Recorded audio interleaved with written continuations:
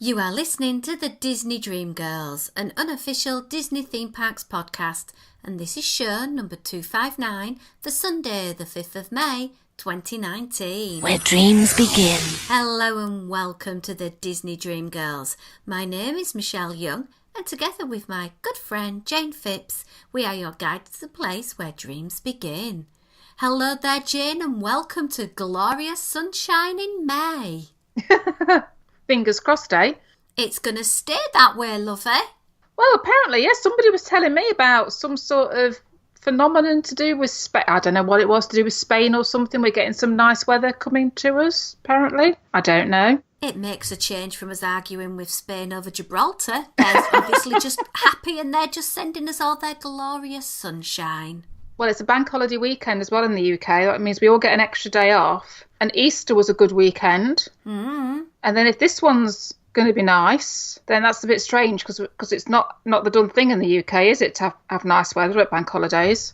I'm not moaning. I was away on my sergeant's course and literally I'd packed for every weather possibility from snow to sunshine, and it was delightful that we had really nice weather. Apart from the night we had to sleep out. And we just set up camp with our basher, which is basically just a piece of fabric that we tied around a couple of trees with bungee cords. Got ourselves tucked in, and it started to rain and thunder and lightning, and we're hiding under our little basher, me and my good old friend, lovely Laura. We were very grateful not to get wet. Oh, bless you. I've got an image of you sitting cowering under this green tarpaulin now, Michelle, in my little head. Yeah, that was, to be honest, that night we did get drenched and we had to go out and we had to do like an ambush and all of this stuff. But you know what? I was with such an amazing bunch of people that whenever we all felt low, there was always someone to bring us up and cheer us up, and we got through it. I passed with a really good pass, really, highly competent pass. Delighted, absolutely delighted with the whole course. Loved it. Hard work, a lot harder than I anticipated, but you did it. It's done. Yay. Now, do I have to call you Sarge now? You can call me Sarge, unofficially. Okay. Unofficially. I've got to pass my first aid before I can officially wear the stripes. Oh, well, I'll call you Sarge. All right, and I gather you've been busy booking yourself a Disney trip. Yay, at long last, woohoo! Yes, Disneyland Paris. This August we are going for, let me get this right, 4 nights, 5 days. Perfect. Yay. And we'll talk about that in a little bit more detail coming up in a couple of shows ahead of here. Okie dokie. But today we're going to start off with what's basically going on in that world of Disney theme parks, and with cherry-picked 1 or 2 things we'd like to discuss with you. And the first one, Jane, is a delicious dining event that you can go and have absolutely amazing, highly themed food at a place not many people have eaten at. Oh, okay. What's this then? Well, it takes place at Markham's Restaurant, which can be found in the private clubhouse at Golden Oak at the Walt Disney World Resort.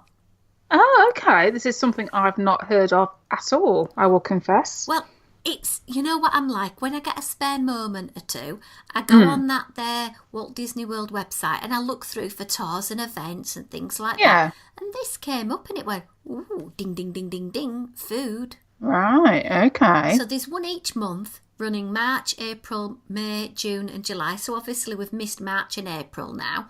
Right. The next one, May the 20th and May 21st, is called A Whole New World of Flavour, a tribute to Aladdin with Disney World Resort chef Christian Rumpler. The June one is on the 24th and 25th, and it's the 25th anniversary of The Lion King, so it's a culinary journey to the African savannah, and that's with chef de cuisine Frank Broth of The Contemporary. Right. And the final one is a culinary tribute to Epcot festivals, including a selection of inspired festival creations, and that's with Epcot culinary director Albert Youngman. These are quite, what's the word I'm looking for? Unique experiences then. Absolutely. And to be able to eat at Golden Oak, I think as well, is something quite highbrow. From what I've read about it, it is the creme de la creme of food and pairings and flavours and theming all coming together on a plate.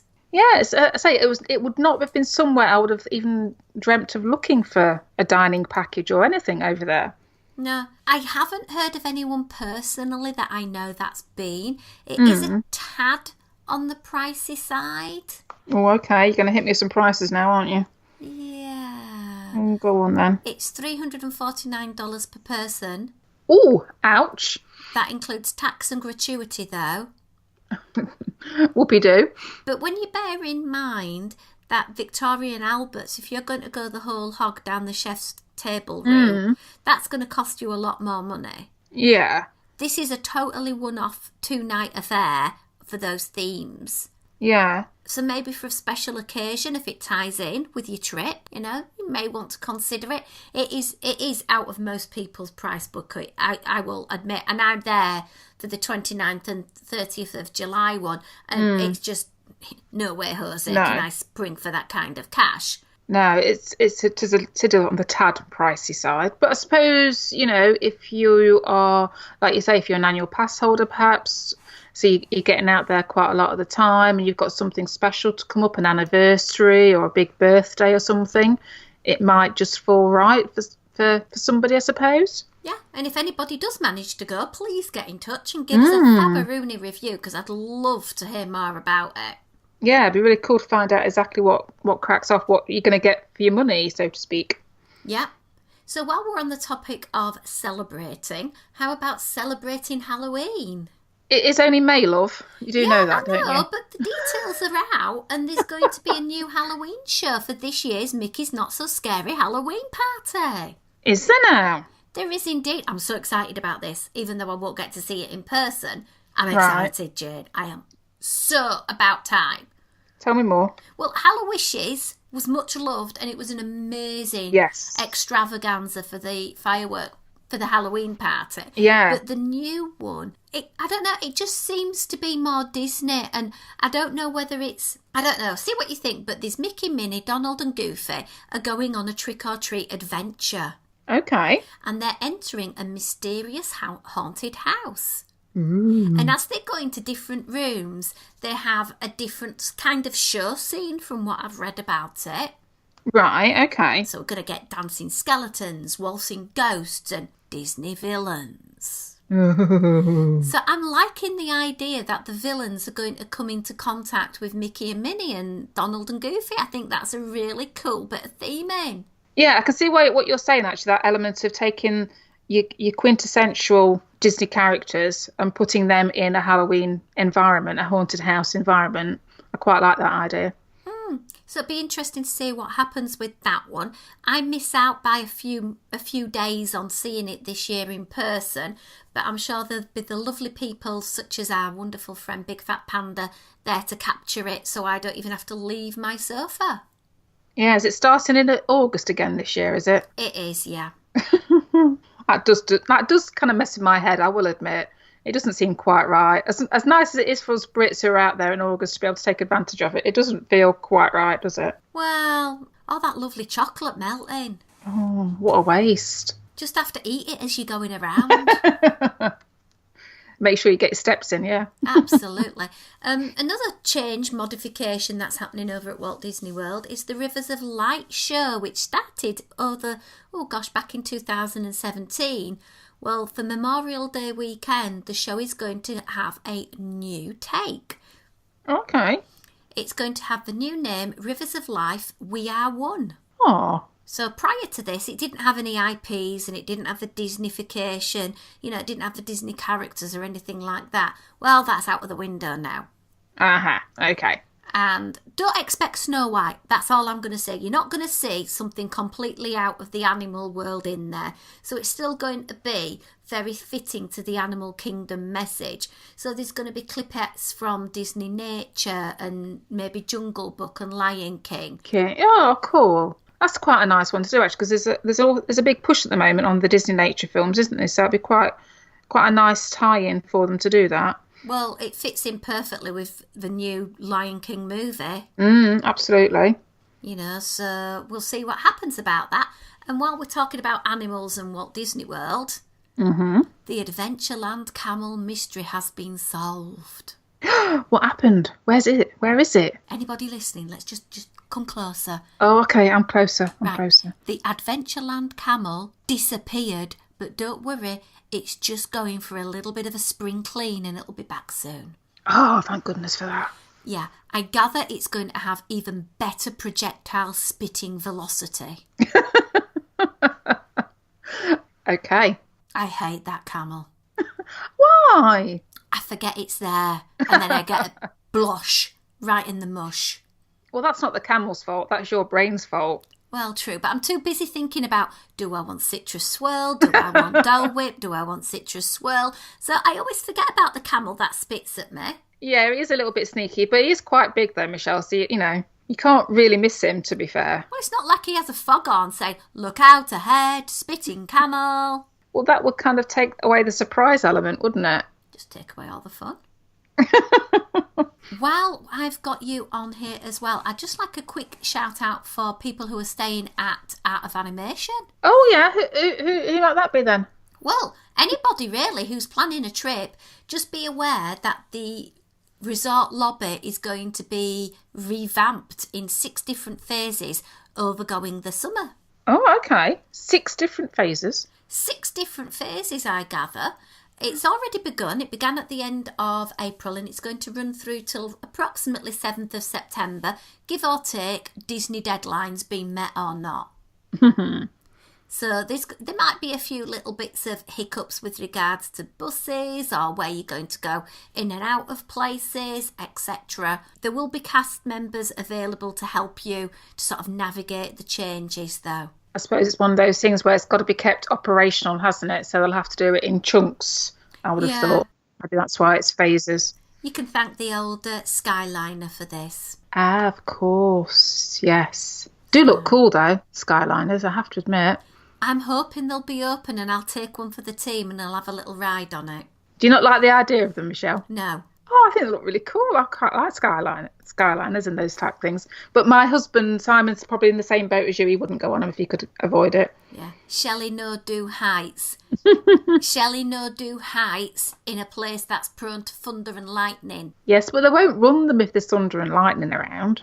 Yes, I'll be stuck there. Well, they'll get you off first, love. Well, I hope so. I hope they're not going to evacuate me by a very tall ladder. Well, I suppose there's got to be that, safety feature if needs must and all that. Yeah, absolutely. Get some nice hunky firemen to rescue you. Think about it that way. Yeah, right, because that's going to happen. You the eternal pessimist, me the eternal optimist. So over in Disneyland, Mickey's Philharmagic has opened in DCA. Oh, right. Whereabouts do they put that then? It's in Hollywoodland, in the studio over there. Now, it's been stuffed over in Disneyland Paris as well. Now, I must admit, Walt Disney World do have the better version because you do have the 4D version there. And Paris and California are only getting the 3D. But it just screams to me, yes, it's an amazing show, but how old is it? Yeah, I must admit, we were watching a YouTube video, only in the past 5-10 days sort of thing, and talking about that building in Disney World and what's gone in before it. They were talking particularly about the Mickey review show and where all the animatronics have gone, which was really interesting. So if you can find that YouTube video, it's fascinating. But it kind of made me realise how long Philharmagic's been there for now. Because it must be, I can't remember when it was. Do you know when it was originally put in there? But it's been there a while, surely. 90s? Must have been. So it's been... Anyway, we'll see. See how long it lasts. It's just nice that they're opening up these empty buildings and putting something on. But I would have personally liked something new. I'm just greedy that way. Now, the next bit is basically I want somebody to play The Last Post. Oh, why? Some sad news. Why? What? R.I.P. the Butterfinger cupcake as we know it. No. Yeah, let's just have a moment's silence in memory of the cupcake. Okay. Now, those of you who listen to the show will know that Michelle has always given this out as a top tip because it is basically the size of your head. It's one of the, if you've got a snack credit, must-dos, isn't it? Absolutely. Really big, lovely, thick, chocolatey cake with thick, oozy, gooey, chocolatey sauce inside. And it was really sort of ganache rather than runny. And then you got a mountain of marshmallowy dipped in Butterfinger fudge and peanut butter. And oh, yeah. So why are they taking it away? Well, they've taken it away. And I do gather from what I've read is possibly because it used to fall over a lot because it was heavy. Okay. We'll just make it smaller then. Well, that's what they've done. Oh. And it's obviously going to be the same price because Disney don't release reduced prices. No. Oh, you cynic person, you. Yeah, it is a bit smaller now. Particularly the top part, it is reduced in size. The chocolatey, thick, oozy-goozy middle part has been made a little bit more, not as thick. Okay. I'm going to try it this summer, so wait till I'm back. But I am feeling a little bit upset that all of these much-loved things are being changed. I don't do change with Disney food. But Disney should know better, because whenever these things happen, social media outrage can take over. They've got to be ever so careful. True, but I remember how mortified I was when they changed the carrot cake cookie. Ah. And they brought it back, and they brought it back bigger and better. There you go, you see. So we'll see. We'll see what happens with this. We'll see if it's going to be back bigger and better. Well, you'll take one for the team, won't you, my darling? I might even take two. Got to do this. Anyway, so that's basically it for Disney news, unless you've got anything you want to bring to the table, Janie. The only thing, I'm getting very excited about Galaxy's Edge, I have to say. It's getting close, isn't it? Yeah, for Disneyland it is. Yeah, it's only a matter of weeks away. It's going to be very interesting to see the rollout, because I understand there's all this malarkey around emails and 4-hour windows, and you can only see it once. They're obviously gearing up for a huge amount of people to enter the parks. And interestingly, my other half, being the Star Wars geek that he is, has just downloaded. There's now a Galaxy's Edge comic. I know. And I was looking at it over his shoulder, and they've done a really good job. You can see all the links between the comic and the land. Ooh. So those buildings that we've all seen snippets of, I can see them in the comic. There's the Den of Iniquities is in is in the comic that we know is going to be one of the shops in Galaxy's Edge. And of course, we've been watching all the feeds from Star Wars Celebration over the last couple of 3 weeks, and there's been loads and loads of features on Galaxy's Edge there. And I did see some video taken from the riverboat, and you can see the mountain ranges that are part of Galaxy's Edge. And I have to say, the way it themes in with the Frontierland-esque sort of environment, it works really, really well. So I'm kind of getting a little bit fangirly about that at the moment. All sounds very exciting. Mm.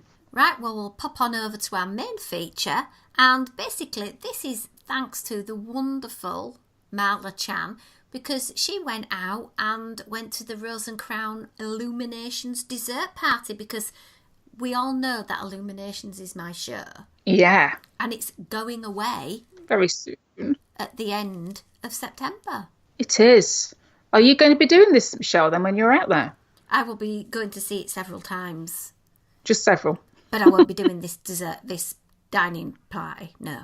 No, okay. But I am going to say that for some people it might make financial sense to do it. Oh, okay, right. So I had a little chat with Marla about it, and I thought it'd be really good. We could go through it, and with this being our home country, the Rose and Crown representing the UK, whoop, we could perhaps talk through some of the food offerings and whether this package would work for our listeners. Yeah, okay then.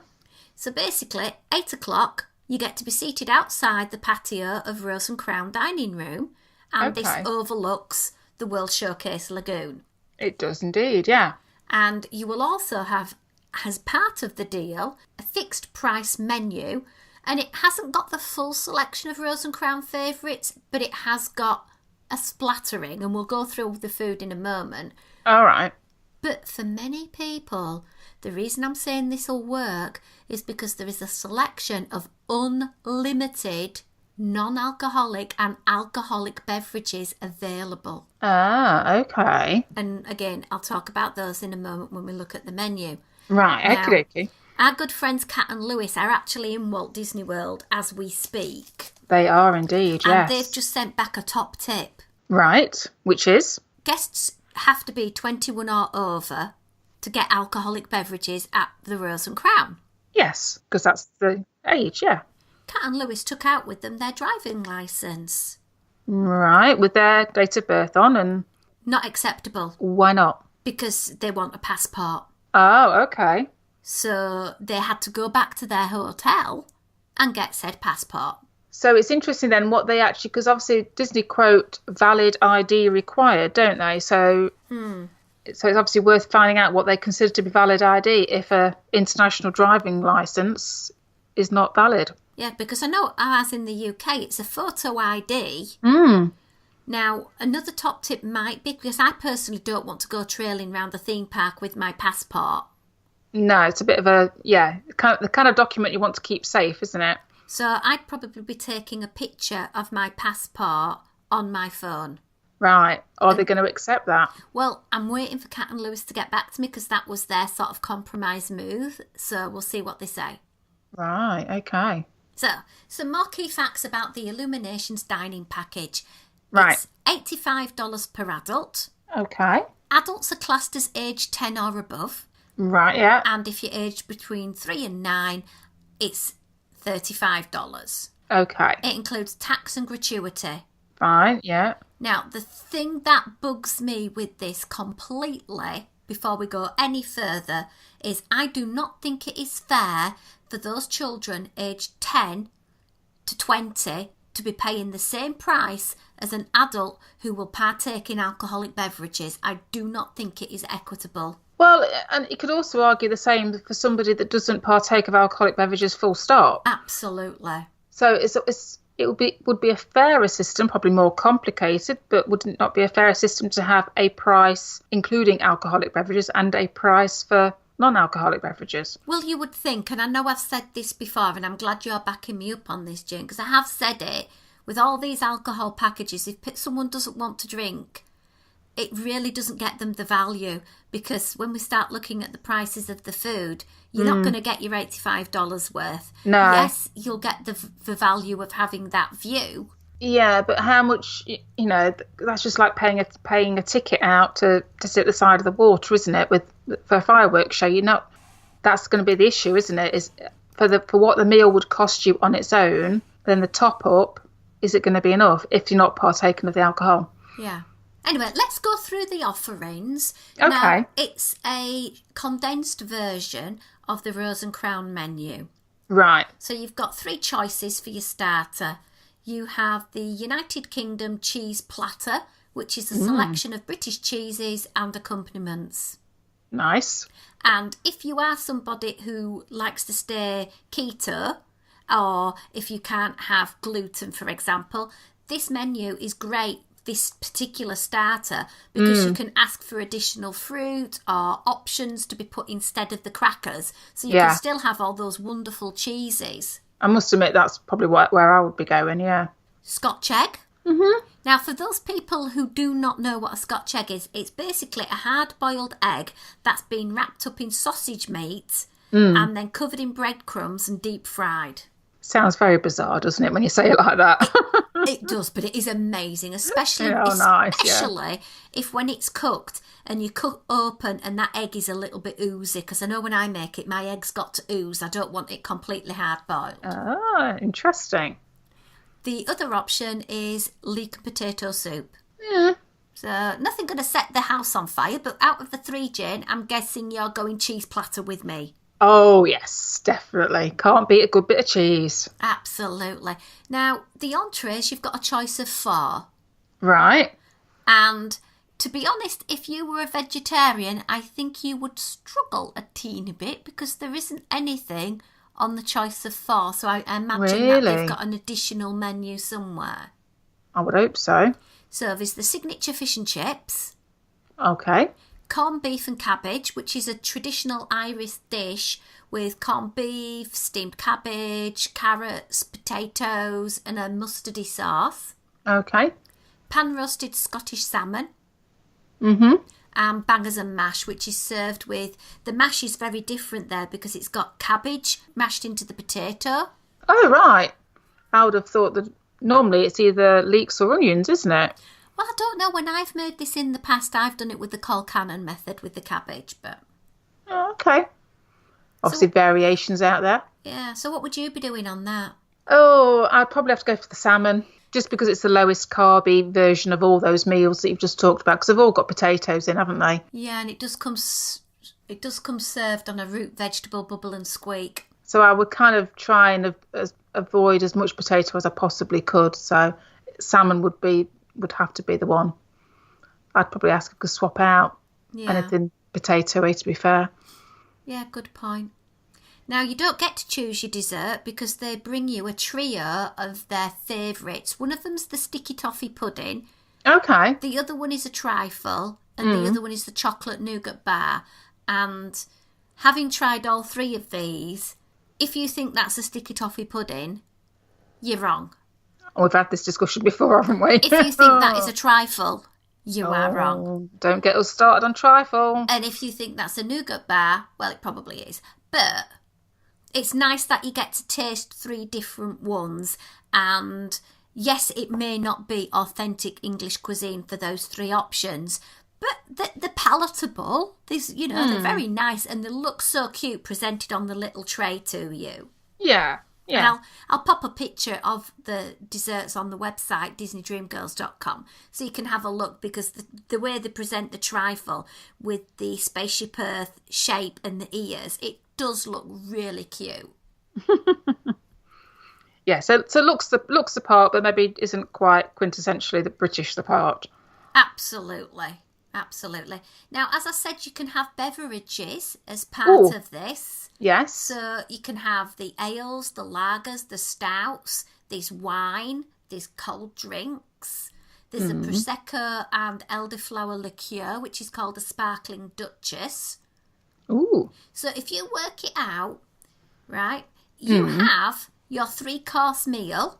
Yeah. Okay, so let me just quickly add it all up for you. So we were going for the cheese plate, your Scottish salmon, which is $27, add the cheese, so that makes it $41, add the pudding, that's $49.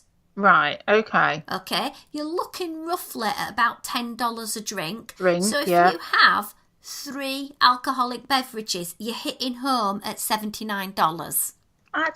See, even, I don't mind an odd glass of wine, but I don't know, to have 3 alcoholic beverages just to break even, that I'd be pushing it, to be fair.